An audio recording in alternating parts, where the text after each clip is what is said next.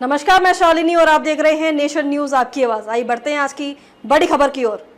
चुनाव से ठीक पहले सर्वे ने चौंकाया, ट्रंप और कमला हैरिस में से किसका पल्ला भारी।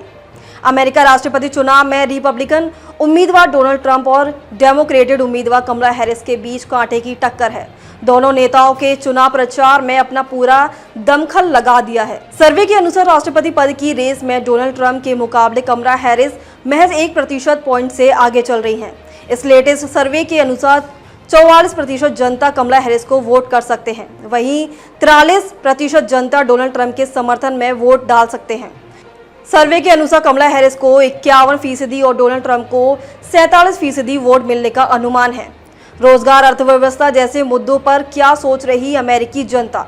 बता दें कि 5 नवंबर को राष्ट्रपति चुनाव होना है।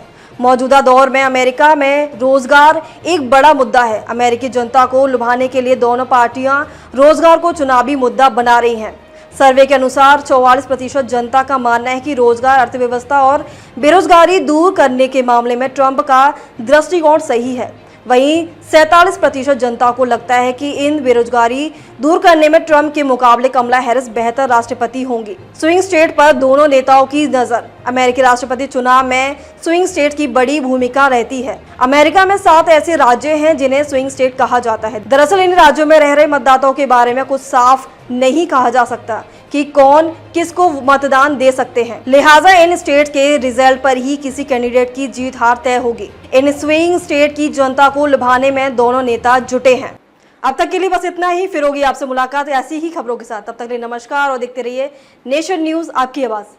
ऐसे ही लेटेस्ट अपडेट पाने के लिए हमारे चैनल को सब्सक्राइब करें और तुरंत नोटिफिकेशन पाने के लिए बेल आइकन प्रेस करना ना भूलें। यदि आप हमें फेसबुक या इंस्टाग्राम के माध्यम से देख रहे हैं तो पेज को फॉलो जरूर करें। धन्यवाद।